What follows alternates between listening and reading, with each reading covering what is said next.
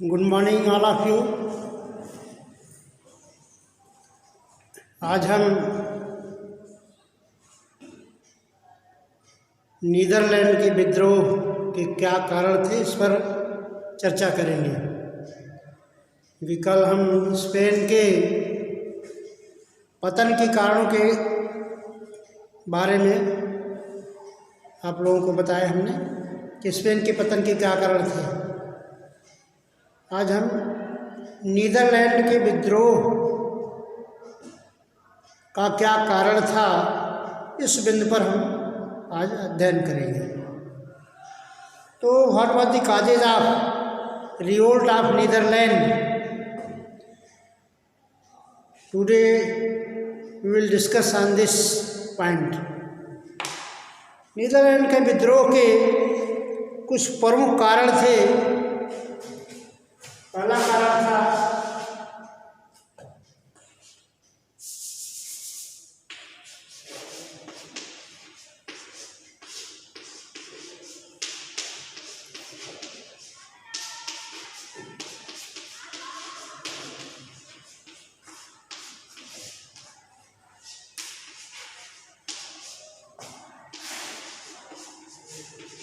Netherlands के विद्रोह के कारण, revolt of Netherland, revolt of Netherland, Netherland. पहला कारण था इसमें राजनीतिक कारण। पहला कारण राजनीतिक कारण।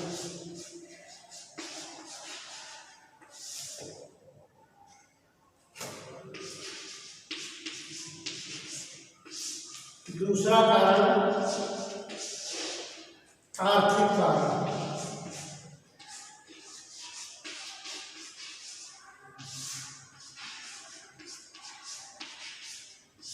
तीसरा कारण था धार्मिक कारण।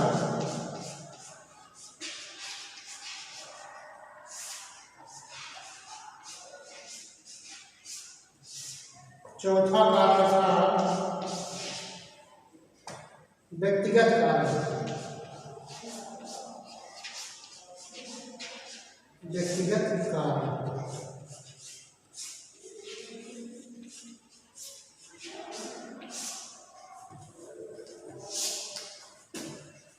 Today we will discuss the causes of revolt of Netherland. तो नीदरलैंड विद्रोह के क्या कारण थे नीदरलैंड के? पहला कारण था राजनीतिक कारण। राजनीतिक कारण के अंतर्गत नीदरलैंड के विद्रोह का एक प्रमुख कारण राजनीतिक कारण भी था, क्योंकि राजा फिलिप द्वितीय ने इंग्लैंड के जो सामंत थे तथा नगर के जो पदाधिकारी थे, इनके अधिकारों पर प्रतिबंध लगा दिया।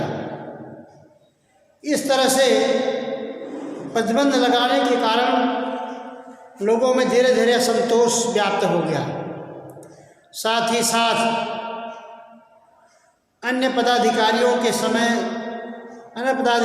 अधिकारों को भी कम कर दिया गया, जो कि चार्ल्स पंचम के समय से इन अधिकारियों को अनेक अधिकार मिले हुए थे, जिनके द्वारा वह शासन की परंपरा में भाग लेते थे। उनके अधिकारों में सम्राट फिलिप द्वितीय द्वारा कटौती कर दी गई, जो कि नीदरलैंड में विद्रोह का एक कारण बनी, क्योंकि इससे धीरे धीरे नीदरलैंड वासियों में असंतोष व्याप्त हो गया। कारण यह था कि स्पेन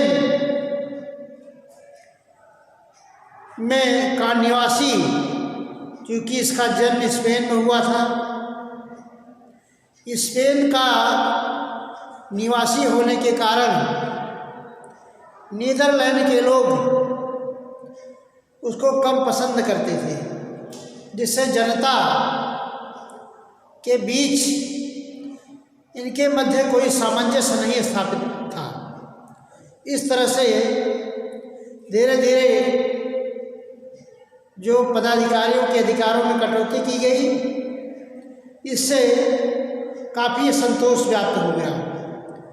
तो नीदरलैंड का विद्रोह का एक प्रमुख कारण राजनीतिक कारण भी था, जिसके कारण नीदरलैंड में जो है राजनीतिक विद्रोह, जिसके कारण नीदरलैंड में विद्रोह हुआ। दूसरा प्रमुख कारण था आर्थिक कारण। आर्थिक कारण से नीदरलैंड में व्यापक विद्रोह हुआ। तो नीदरलैंड विद्रोह का एक प्रमुख कारण आर्थिक कारण भी कहा जाता है।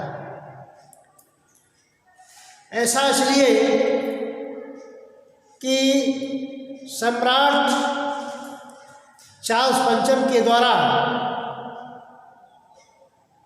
जो है व्यापारियों पर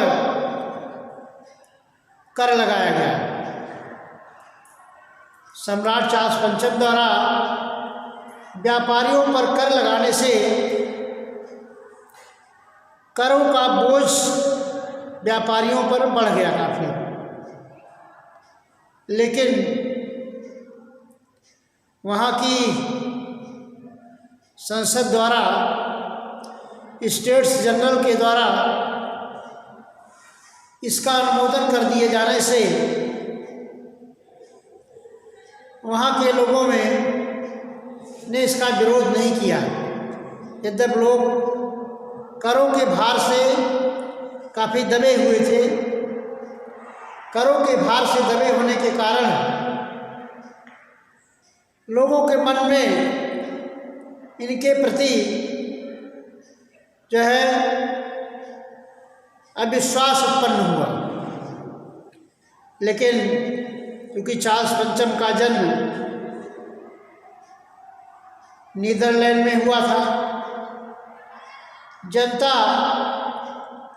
करों के बोझ से एवं व्यापारियों द्वारा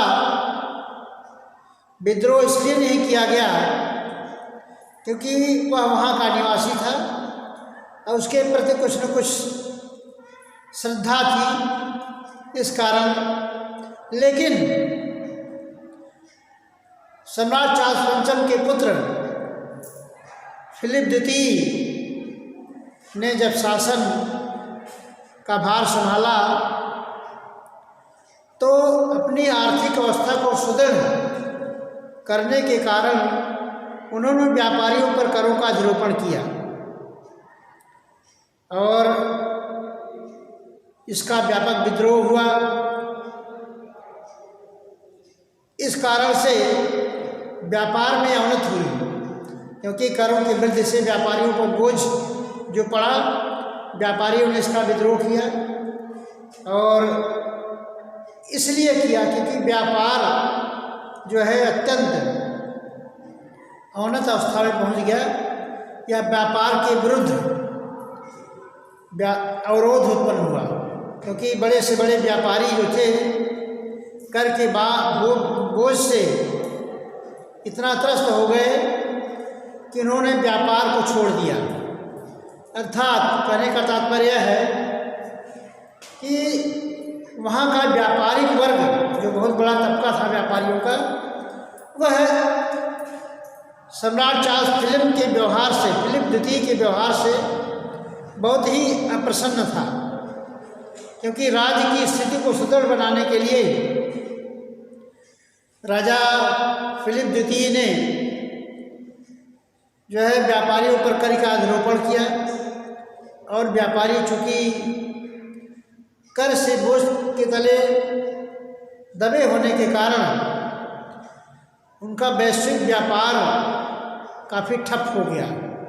इस तरह से इंग्लैंड में एक वर्ग ऐसा था, नीदरलैंड का एक वर्ग ऐसा था जो कि काफ़ी असंतुष्ट था इससे। इस कारण तो आर्थिक कारण भी जो है नीदरलैंड का विद्रोह का एक प्रमुख कारण था। दूसरा कारण था धार्मिक कारण। धार्मिक कारण भी नीदरलैंड के विद्रोह का एक प्रमुख कारण था। धार्मिक कारण क्यों था? क्योंकि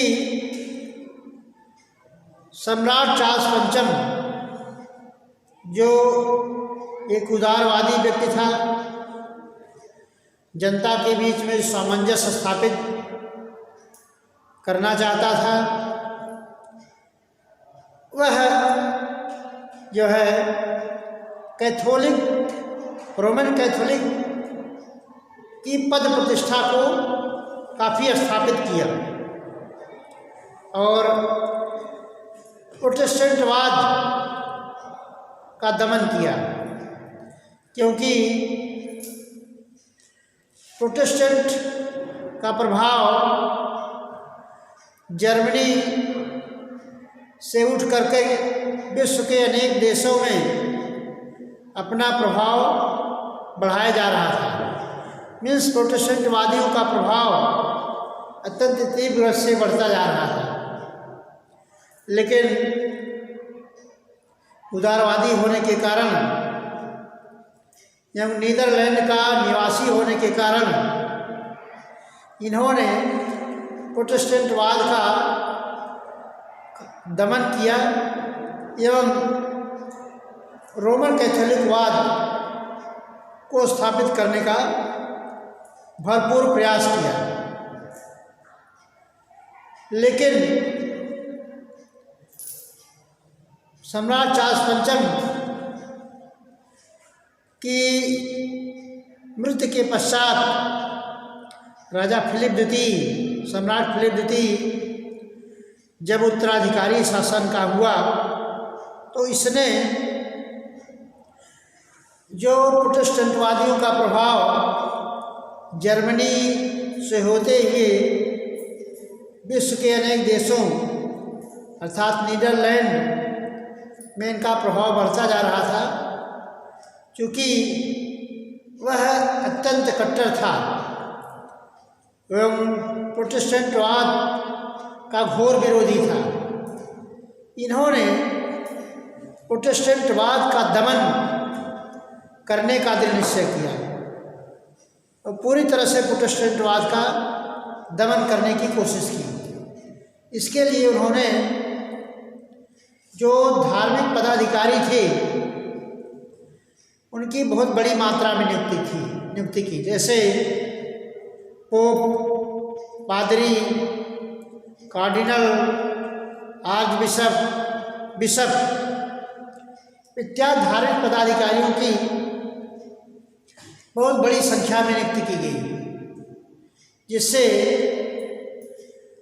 कैथोलिक चर्च कैथोलिक धर्म का प्रभाव को अत्यंत बढ़ाया जाए। लेकिन प्रोटेस्टेंटवादियों के अत्यंत विरोध के कारण प्रोटेस्टेंटवादियों को उनको विरोध का काफ़ी सामना करना पड़ा, क्योंकि नीदरलैंड में प्रोटेस्टेंटवादियों का काफ़ी प्रभाव था, जो जर्मनी से जो प्रेरित थे। जर्मनी से उठा हुआ प्रोटेस्टेंटवाद जो विश्व के अनेक देशों में अपनी जड़ जमा रहा था, नीदरलैंड में भी प्रोटेस्टेंटवादियों का काफ़ी प्रभाव था। राजा फिलिप द्वितीय की कट्टरता से प्रोटेस्टेंटवादी अत्यंत असंतुष्ट थे। इस तरह से प्रोटेस्टेंटवादियों तथा रोमन कैथोलिक की विचारधाराओं में परिवर्तन होना स्वाभाविक था। इसलिए राजा फिलिप द्वितीय चूँकि इसमें यह कैथोलिक चर्च का कैथोलिक धर्म का अनुयायी था, इतने प्रोटेस्टेंटवाद का दमन करने की पूरी कोशिश की और उनका व्यापक तरीके से दमन किया गया। इस तरह से नीदरलैंड के जो निवासी थे, यहाँ पर कि प्रोटेस्टेंटवाद का बहुत बड़ी मात्रा में प्रभाव था, उन्होंने व्यापक रूप से विद्रोह किया और विद्रोह के कारण जो है नीदरलैंड के निवासियों में विद्रोह की भावना जागृत हुई। कारण यह भी था कि चूँकि यह जो राजा फिलिप द्वितीय था, इसका जन्म हुआ था, इसका जन्म जो है हुआ था स्पेन में जन्म होने के कारण इसको नीदरलैंड से कोई विशेष लगाव नहीं था, जबकि सम्राट चार्ल्स पंचम का संबंध जो है वह नीदरलैंड से था।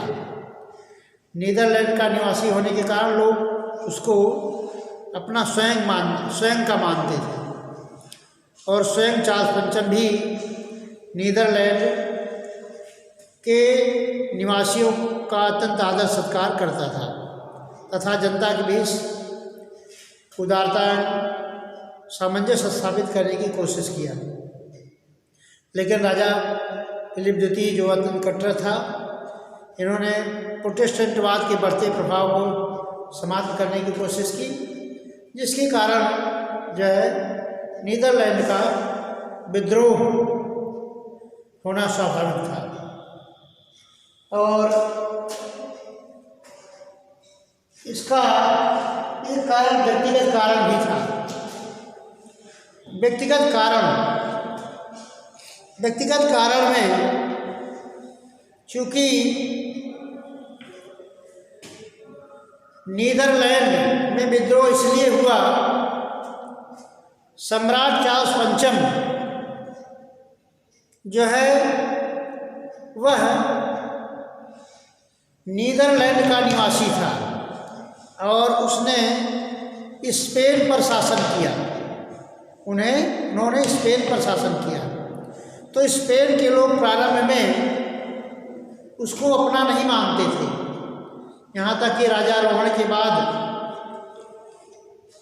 राजाभिषेक जब हुआ तो वहाँ के सामंतों तथा अन्य नागरिकों ने उसका स्वागत नहीं किया, क्योंकि राजारोहण के काफ़ी दिन पश्चात वह स्पेन गया था, तो लोगों में उसके प्रति एक आशंका व्याप्त थी। लेकिन धीरे धीरे वहाँ के नागरिकों से व्यक्तिगत संबंध एवं स्पेन के नागरिकों को उच्च पदों पर नियुक्त करने के कारण उनके मध्य धीरे धीरे जो है इनके प्रति लगाव काफ़ी आ गया। शासन के उच्च पदों पर नियुक्त करना और इनके जो है व्यक्तियों को उच्च पद देना, जनता के मध्य सामंजस्य स्थापित करना जो है करने के कारण चार्ल्स पंचम को लोग धीरे धीरे मानने लगे। लेकिन चूँकि चार्ल्स द्वितीय का जन्म, फिलिप द्वितीय का जन्म जो है स्पेन में हुआ था और स्पेन में होने के कारण विश्व के अनेक युद्धों में व्यस्त होने से पैसा नीदरलैंड के निवासियों का खर्च हो रहा था। अर्थात नीदरलैंड से जो प्राप्त आय थी उसका विश्व के अनेक विद्रोहों को दमन में इन्होंने खर्च किया। अनेक जगहों पर जो फ्रांस से इनका युद्ध हुआ, बराबर युद्ध चलता रहा राजा फ्रांसिस प्रथम तथा उसके उत्तराधिकारियों से। तो फ्रांस के दमन, पुर्तगाल, फ्रांस, इंग्लैंड से जो बराबर युद्ध हुए उसमें जो है इन्होंने काफ़ी धन व्यय किया। तो उस धन करों की जो वृद्धि की गई थी वह कर जो है ले जाकर के युद्धों में खर्च किए जाते थे। नीदरलैंड के निवासियों ने इसलिए विद्रोह किया क्योंकि उनके देश का पैसा दूसरे देश पर खर्च किया जाता था।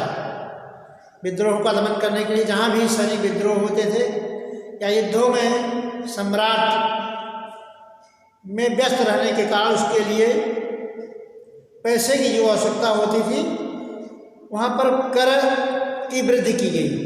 नीदरलैंड में जब कर की वृद्धि की गई, उन पैसों को जो है स्पेन में तथा स्पेन में जब संघर्ष हुआ, स्पेन, फ्रांस, इंग्लैंड इत्यादि देशों के मध्य, तो पैसा सैनिक व्यय में खर्च किया जाता था, सेना पर व्यय किया जाता था।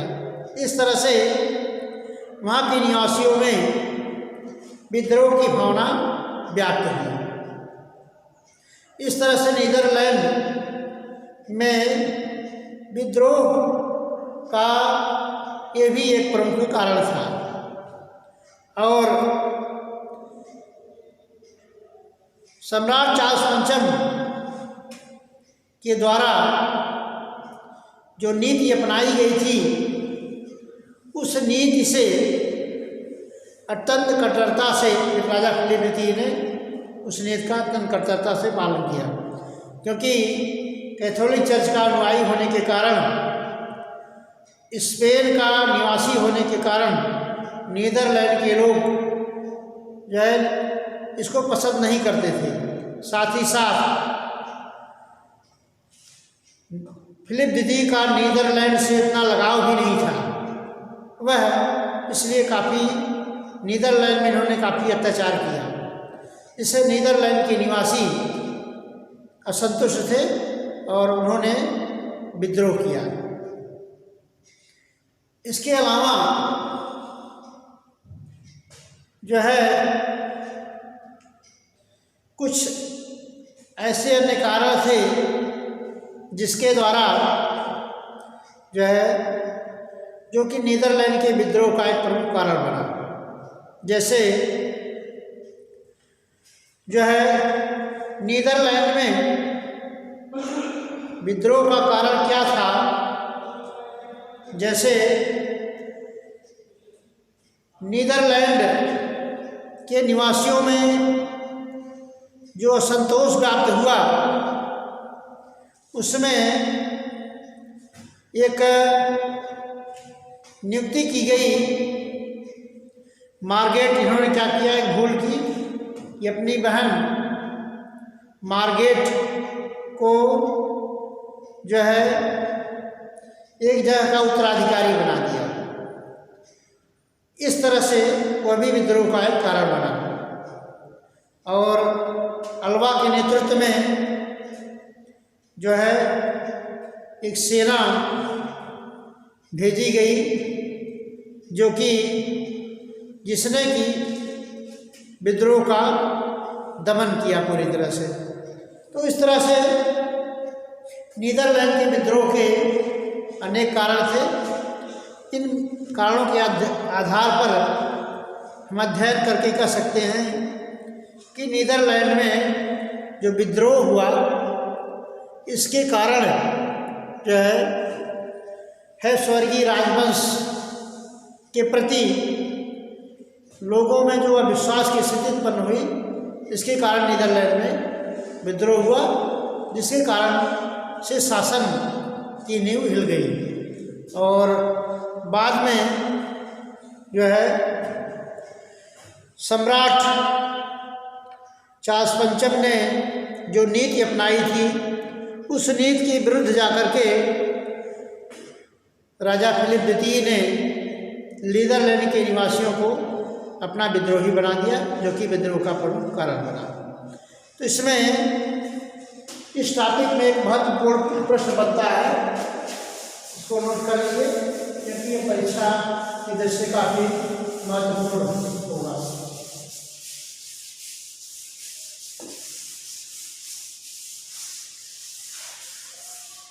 स्पेन के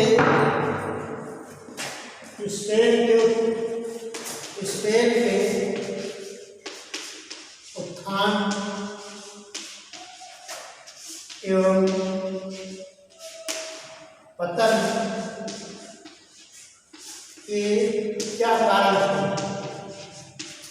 कारण थे विवेचना कीजिए,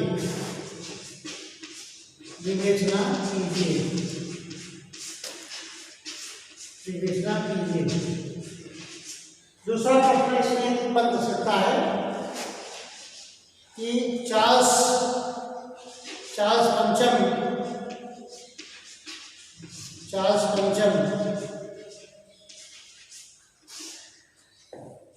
का स्पेन के उत्कर्ष में क्या योगदान था? स्पेन के उत्कर्ष में क्या योगदान था? योगदान था विवेचना कीजिए, विवेचना कीजिए। इस तरह से ये स्पेन के उत्कर्ष में स्पेन के उत्थान और पतन के क्या कारण थे? और एक प्रश्न इसमें और भी बन सकता है कि चार्ल्स पंचम का स्पेन के उत्कर्ष में क्या योगदान था? विवेचना कीजिए। इस तरह से इस पर एक अच्छा नोट्स बनाइए, नोट्स बना के इसको अच्छी तरह से याद कर लीजिए, क्योंकि यह प्रश्न भी एग्जामिनेशन के पॉइंट ऑफ व्यू से बहुत महत्वपूर्ण प्रश्न है। Then I want to conclude my lecture. Next lecture I will deliver tomorrow. Thank you very much.